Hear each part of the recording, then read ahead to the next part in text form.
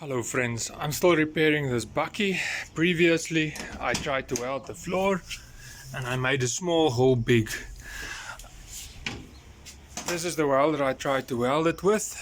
I borrowed this welder from my friend and he told me this welder needs gas. You can see there it says gas. And in all the movies, when they just say gas, they're gonna put some gas in. They actually mean gasoline. So then I hooked this up. I've got a tank there full of gasoline. I've got here my petrol pump that I'm going to connect to the battery. And it pumps the gas. It goes here. I added another filter so that I can get extra clean welds, because that's important. And then it goes with this pipe into the welder. But then I sent this to my friend. He said if I continue, he's gonna come take my welder. His welder. He told me I must get something called CO2 gas, I don't know. Anyway, I checked here, it even says that on this cable, CO2. I decided to do a lot of research. I watched 5 YouTube videos on how to fix rust. And I kind of got what they said. They said the best thing is to cut out the whole floor. Everything here must be cut out. And then I must weld in a new piece of steel. I've got 2 subscribers now. I'm kind of a big deal in my town. So what I'm gonna do is I'm gonna ignore all my research. And since I managed to get the right gas, which is a nice big blue bottle. Apparently they say this is welding gas. I don't know what this is gonna do. I'm gonna connect that. I'm gonna weld all these holes. Unfortunately that means I need to scrap my sweet setup here. I won't be using it. Maybe next time. The first step in my process is going to be to vacuum this floor out.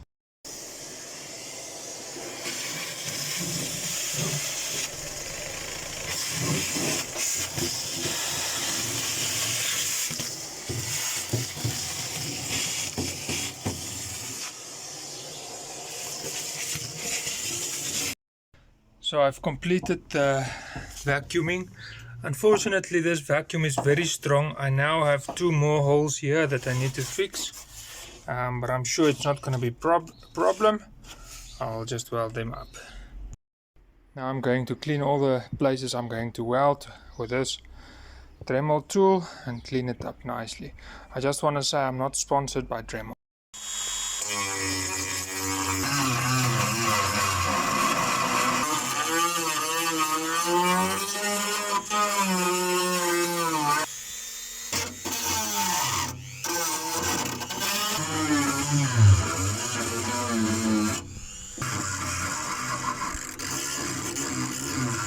I've ground most of these gaps nice and clean. I'm going to try with the gas now to weld them up.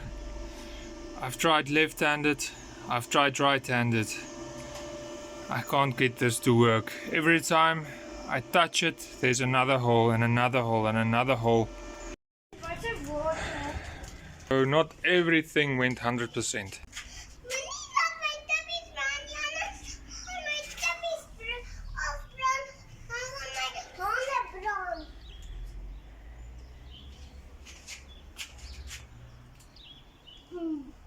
So despite doing everything perfect, I'm the first to admit that this did maybe not go as well as I planned. I can still go onto Facebook Marketplace and probably advertise my services as a welder. For now it's plan B. I will demonstrate. If there's a small hole you need to fix, you just go. Now I'll pop with that.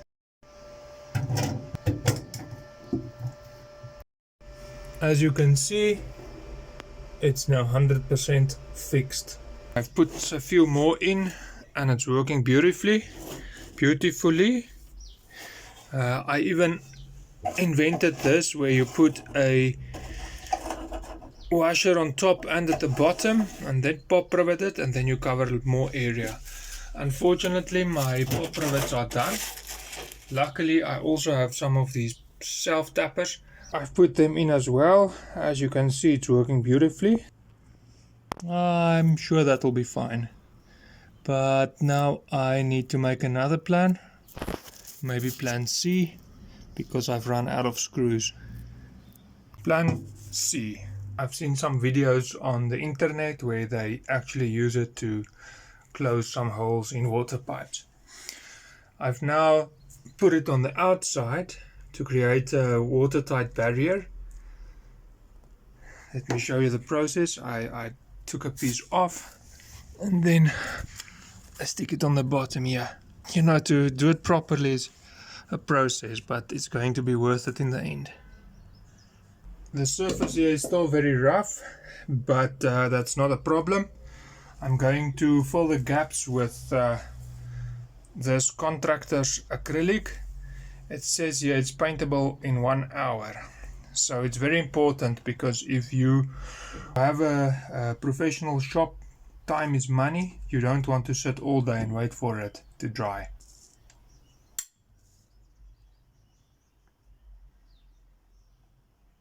Yes, beautiful. Okay. All smoothed out. Most of the small holes are closed up. I'm thinking I might as well put some more duct tape on top to give it that metallic look. And done. The structural repair came out pretty nice. Before I paint this, I thought I'll show you another method. I think it's also going to come out pretty nice. For this you'll need some glue. In my case I used some alkaline glue. Again, they're not sponsoring. Also need some white paper and a tub. Oh, that's not working. Come on.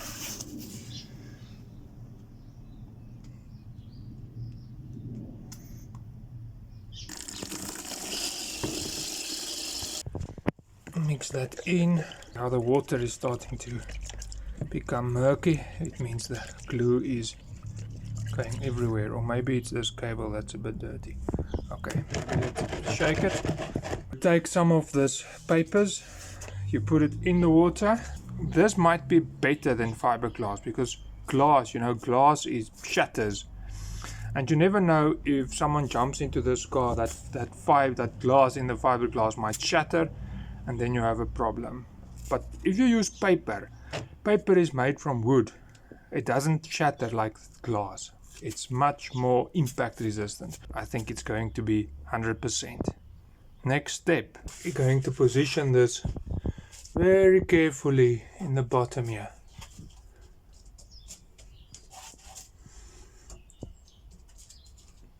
All done. You can see it's very nice and beautiful white. Unfortunately, it's possible to see the places where the two papers met, but I'm going to put some toilet paper on that just to blend the edges. And I think this is a common technique in fiberglass as well, where you take different layers and you just overlay them to get those perfect edges. Just make sure when you use the toilet paper you get proper 2-ply. Don't go cheap on this. You go through a lot of effort to fix it properly. You don't want it ruined by cheap toilet paper. I didn't put the toilet paper into the water. For that I've got this trick where you just spray it afterwards and you'll see it immediately blends in to what's there already. I'm sharing my tricks with you, and panel beaters hate this. Just like Big Pharma doesn't like their secrets out, the big DIY also don't like this method, because they don't like the little guy to do stuff themselves. Remember, you can do as many layers as you want. I even have some toilet paper left, so I think I might do just one more layer to really properly get this floor set. It's all nice and dry and solid. Time for the top coat. For the top coat, I've selected this true color, mixed, very nice, some acrylic paint. That's the good stuff. I went to the paint store and they mixed something similar. It was actually more like something that was left over from another job, but I think that's close enough. Just a tip on painting. I'm going to do the small area here, so for that I'll just use a brush. I'll put the link in the description. If you were to do a whole car, I would recommend getting a spray gun. With these you can cover large areas a lot quicker.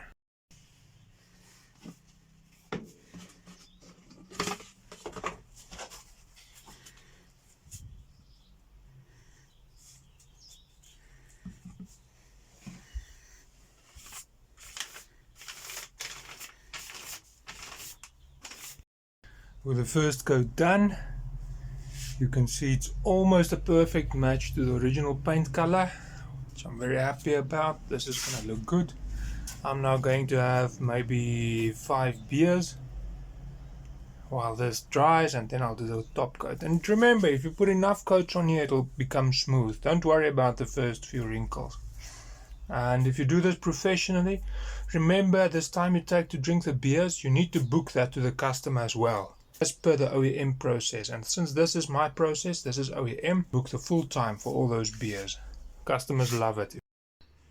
This floor came out perfect. I've put the seat back. Now I'll put some finishing touches here. Nice mat there. Nice mat there. Now basically this part of the car is rebuilt. You can put that on Facebook Marketplace saying just need some minor touch up, because the other side still needs to be done. Remember, when you do that advertisement, either use the worst camera you've got or zoom out far, far, far, far.